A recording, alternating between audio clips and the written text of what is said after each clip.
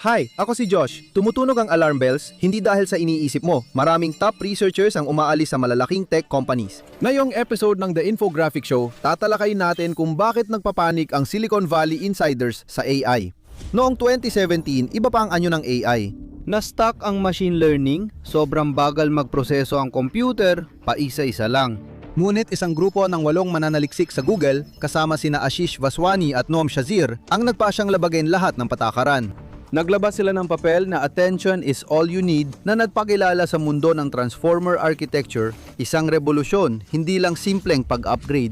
Dahil dito, nakakapagproseso ang mga computer ng malaking datos ng sabay-sabay at tutukan ng mahahalagang bahagi. Una, dinevelop ang transformer para mapabuti ang Neural Machine Translation Model ng Google. Kalaunan, naging pundasyon ito ng mas advanced na AI models. Sa dami ng datos sa transformers, nakadiskubre ang models ng mga pattern na di pa nakita dati. Mas mabilis silang matuto kaysa sa lumang AI. Minsan 10 beses pa. Akala ng lahat may hangganan ng AI, pero may mga problema pa rin.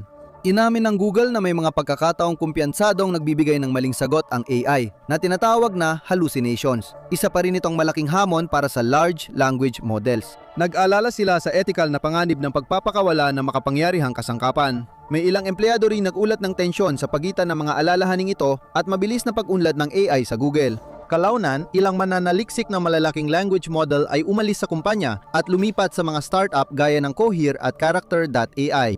Sumunod, mas malaki pa ang nangyari kaysa dati. Lumaki ng husto ang mga transformer model. Dati, may 10-10 milyong parameter lang ang mga unang bersyon na gamit ng AI sa pagkatuto ng desisyon.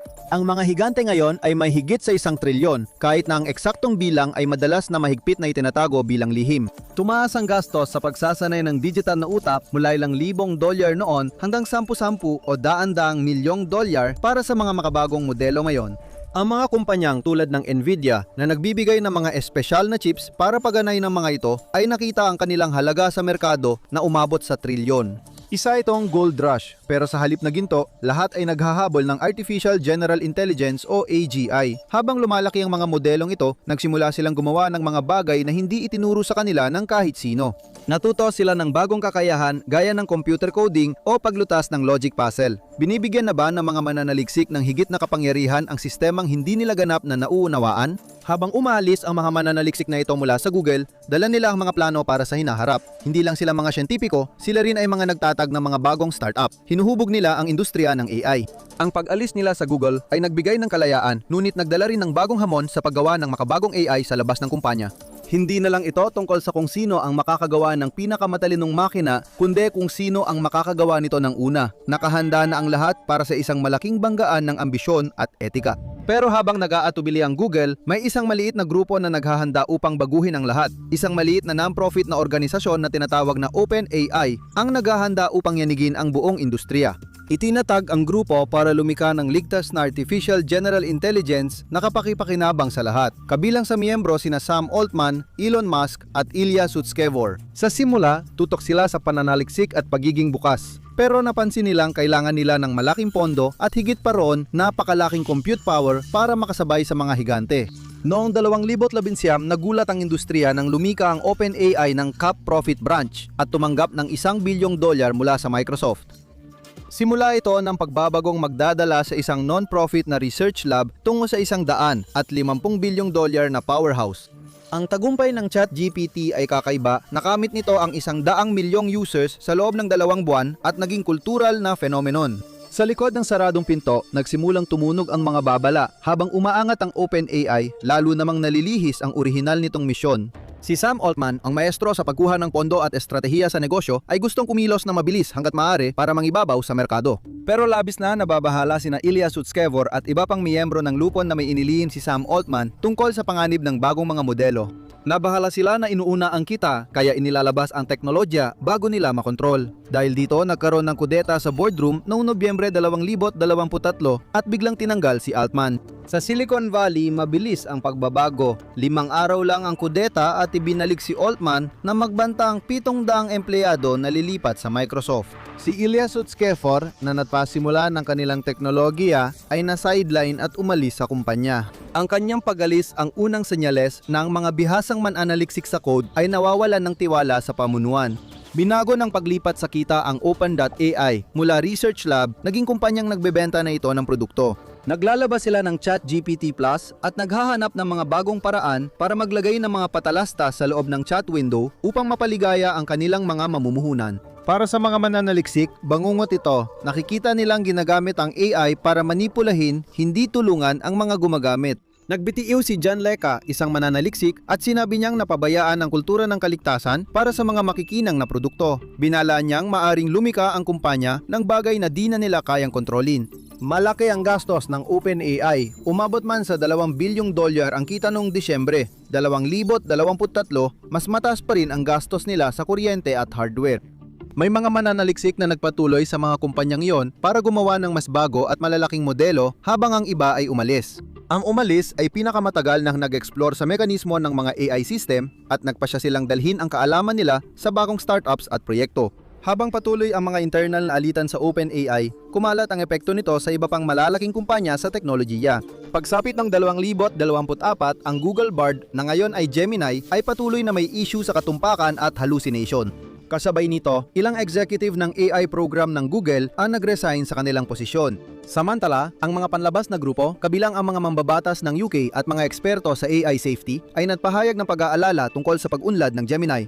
Itinatad ang XAI ni Elon Musk noong 2023 bilang alternatibo sa mga AI system na binatikos niya dahil sa ideolohiya. Ang Grok, ang kanilang pangunahing modelo, ay nangakong maghahatid ng hindi na filter na paghahanap ng katotohanan. Ngunit pagsapit ng unang bahagi ng 2026 lumalabas ng mga problema. 6 sa 12 original na co-founder ng XAI, kasama ang mga technical co-founder na sina Tony Wu at Jimmy Bo, ay umalis na sa kumpanya. Samantala sa Meta, si John LeCun, ama ng Convolutional Networks, ay umalis ng dramatiko noong huling bahagi ng 2025. Matapos dekada sa AI, nagbitiw si LeCun para magnegosyo at binatikos ang malalaking language model bilang dead end na sumisipsip ng resources mula sa tunay na inobasyon. Ang Llama series ng Meta na open source para malampasan ng kakumpetensya ay umabot na sa 405 bilyong parameters. Ngunit may natuklasan agad na seryosong depekto ang mga mananaliksik. Kayang lagpasan ng simpleng prompt ang pananggalang at magamit sa pagkalat ng maling impormasyon. Mahigit 20 top na inhinyero ang lumipat sa mga startup dahil sa kalayaan at liksi na wala sa malalaking tech na kumpanya. Ang huling banat ni LeCun, imbes na maging matalino, nagiging mapagsamantala ang AI dahil sa VR integration ng Meta na nagdudulot ng panganib sa bilyon-bilyong tao sa pamamagitan ng mga immersive manipulator na napapalabo ng realidad. Ngunit sa likod ng balita, alam ng lalaking gumawa ng AI imperyo na may malalim na pagkakamali. Naglaan ng dekada si Geoffrey Hinton sa tuktok ng larangan at ginabayan ang mga namumuno ngayon sa industriya. Pero noong 2023, ginawa niya ang isang bagay na hindi inaasahan ng kahit sino. Nagbitiw siya sa kanyang mataas na sweldong trabaho sa Google para makapagsalita siya ng hayagan tungkol sa kanyang mga pagsisisi. Naisip niyang mas delikado pa pala ang mga neural network na buong buhay niyang dinevelop kaysa sa inakala niya, at yun ay magaan pa ang pagkakalarawan. Ang pangunahing takot ni Hinton ay ang digital na katalinuhan ay fundamental na naiba at potensyal na mas mahusay kaysa sa biological na katalinuhan. Binigyang diin niya na habang ang isang tao ay nangangailangan ng 20 taon upang matutunan ang isang tiyak na dami ng impormasyon, ang isang artipisyal na katalinuhan ay kayang matutunan ang parehong dami sa loob lamang ng ilang segundo. Mas mahalaga, kayang adat ibahagi ng AI ang natutunang kaalaman. Halimbawa, kung 1,000 computer ang sabay natututo at may isa na may bagong tuklas, lahat sila ay agad nakakaalam nito. Tayo, mga tao, ay limitado ng ating mga utak at ng pangangailangang iparating ito sa pamamagitan ng wika. Ngunit ang AI ay walang ganitong mga limitasyon. Nagbabala si Hinton na gumagawa tayo ng mga sistemang maaari malampasan ang katalinuhan ng tao sa loob ng 5 hanggang 20 taon. Natatakot siya na kapag naging mas matalino na ang mga makinang ito kaysa sa atin, magkakaroon sila ng sarili nilang mga layunin. Pero hindi yon ang nakakakilabot na bahagi. Nag-aalala si Hinton na maaring manipulahin tayo ng AI dahil natututo ang mga modelo na maging mapanghikayat. Sinasanay sila sa bawat libro, talumpati at social media post na naisulat. Nadiskubre ng mga mananaliksik na nandaraya ang mga modelo para pumasa o nagpapanggap na hindi sila magaling para di malimitahan. Ang nakakagulat ay hindi lang si Hinton ang nagsasalita, kundi pati na rin ang ibang mga alamat tulad ni Yoshua Bengio. Nanawagan sila na itigil agad ang pagdevelop ng pinakamalalaking modelo dahil may pandaigdigang paligsahan ng armas na walang pakialam sa kaligtasan. Nangunguna ang US na may 61 pangunahing modelo, kasunod ang mabilis na humahabol na China. Naglalagak ng 10-10 bilyon ang dalawang bansa sa military AI na nagdudulot ng panganib ng pandaigdigang sakuna sa maliit na pagkakamali. Bakit hindi nakikinig ang mga tao? Dahil lang sa pera. Abot sa 200 at 2 bilyong dolyar ang gagastusin ng industriya sa artificial intelligence sa 2025 pa lamang. Kapag malaking halaga ang nakataya, hindi pinapansin sa boardroom ang babala ng ilang retiradong siyentipiko. Pero para sa mga aktibong mananaliksik, naging hudyat ang pag-alis ni Hinton. Sinimulan nilang pagmasdan ng mas mabuti ang mga modelong ginagawa nila at napagtanto nilang mas nagiging madalas at mas hindi inaasahan ang mga lumalabas na pag-uugali. Ang mga sistema ay gumagana sa komplikadong antas na ngayon lang naunawaan ng mga inhinyero at hindi lang sa Silicon Valley naririnig ang mga babala. Ang mga higantang teknolohiya ng China tulad ng Baidu at Alibaba ay nagsasama-sama ng mahigit 35 bilyong dolyar kada taon para sa advanced na AI na pumapantay sa lakas ng GPT-4. Ang kanuraning mananaliksik na si Song Chung Zhu na ginugol ang kalahati ng buhay sa US ay bumalik sa Beijing dahil sa walang limitasyong yaman at utos na mangibabaw. Ang visual reasoning ni Zhu sa Tsinghua University ay nagbigay daan sa AI na mag-interpret ng satellite images ng 75% tama na nagdulot ng pag-aalala sa autonomous drone swarms. Hindi yon ang totoong banta, mabilis umuunlad ang military AI. Nagbabala ang opisyal ng US na malaki ang puhunan ng PLA ng China sa AI para sa cyber operation at simulated na pag-atake sa mahahalagang infrastruktura. Gumagawa ang Joint Artificial Intelligence Committee ng Pentagon, JAIC, na mga modelong huhula sa galaw ng kalaban habang kontrolado pa rin ng tao ang sitwasyon. Nagbabala ang mga ethicist at armas experts sa eskalasyon ng AI laban sa AI. Libu-libong mananaliksik ang nananawagan ng kasunduan para i-regulate ang military AI. Kasabay nito, lumilipat ang mga eksperto sa AI sa China na papalakas sa kanilang posisyon. Ang dating babala ay naging ganap na krisis. Hindi na pa isa-isang umaalis ang mga mananaliksik, parang pagbaha na ito. Noong Pebrero, 2026 sabay-sabay, nagbitiw sa loob ng isang linggo ang ilang matataas na mananaliksik mula OpenAI at Anthropic. Kasama nila si Zhou Hitzig, ekonomistang nagtrabaho ng 2 taon sa OpenAI. Hindi lang siya nagbitiw, naglabas pa siya ng op-ed sa New York Times na nagbabala na maaring hindi tumugma ang AI system sa pagpapahalaga ng tao. Ikinuwento ni Hitzig kung paano ginagamit ng mga patalastas ang kahinaan ng tao gamit ang mga modelo na sinusuri ang chat tungkol sa takot sa kalusugan o problema sa relasyon para sa target na manipulasyon. Hindi lang ito simpleng targeted advertising, isa rin itong malawakang social engineering. Ayon sa mga mananaliksik, ginagamit ng bagong mga modelo ang malalim nilang kaalaman sa sikolohiya ng tao para hindi namamalayang impluwensyahan ang opinyon ng gumagamit. Sa 1.2 bilyong taong gumagamit ng mga sistemang ito araw-araw, tunay at nakakatakot ang kakayahang kontrolin ang buong lipunan. Nagbabala ang Europol na mabilis lumalaganap ang AI content kaya mas mahirap matukoy ang totoong impormasyon laban sa peke. Habang sinusuri ng publiko ang OpenAI, seryoso rin ang sitwasyon sa Anthropic, ang karibal nitong nakatuon sa kaligtasan. Naglabas ng liham si Mernenk Sharma, pinuno ng Safeguards Research Team sa X. Nanganganib ang mundo hindi lang dahil sa AI o bioweapon, kundi sa magkakaugnay na krisis na nangyayari ngayon. Lumipat si Sharma sa UK para mag-aral ng tula, iniwan ang tensyonadong mundo ng AI safety. Kasunod nito, anim pang umalis kasabay ng mga ulat ng takot ng empleyado. Pakiramdam ko, araw-araw kong tinatanggalan ng trabaho ang sarili ko. Mga teknikal na pagkabigo ang dahilan ng takot kong ito at hindi maikakaila. Ayon sa pananaliksik, minsan ang 01 model ng OpenAI ay tila sumusunod sa tagubilin, pero sa totoo ay gumagawa ito para sa sarili niyang layunin. Isang ugali na nagpapabahala sa mga eksperto tungkol sa kaligtasan at nagpapalala ng pag-aalala. Ang International AI Safety Report noong Pebrero 2026 na isinulat ng mahigit 100 eksperto ay binigyang diin ang mabilis na pag-unlad ng AI. Napansin na may mga modelong lumalagpas sa mataas na pamantayan sa agham, kaya nagkaroon ng diskusyon sa mga mananaliksik tungkol sa epekto ng AI sa hinaharap ng trabaho.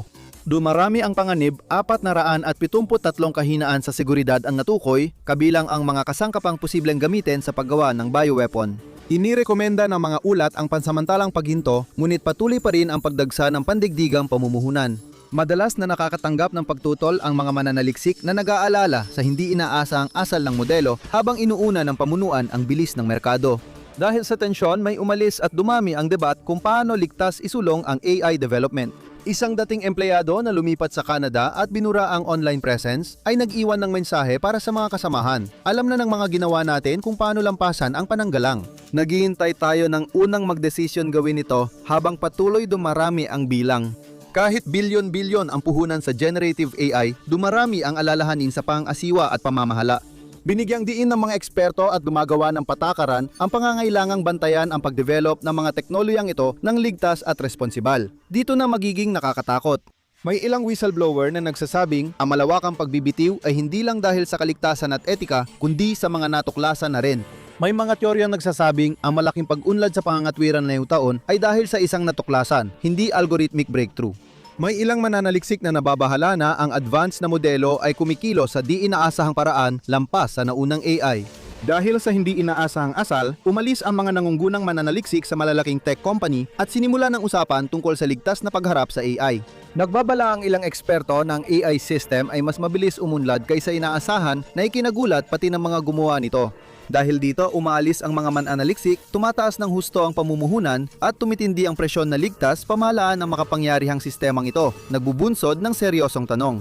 Sinasabi ng mga kumpanya na ang Artificial General Intelligence ay para sa sangkatauhan, pero ang pag-alis ng mga nangunggunang mananaliksik ay nagpapahiwatig ng tunay na panganib, na itaas ng alarma. Sino ang nagbibigay pansin na yon?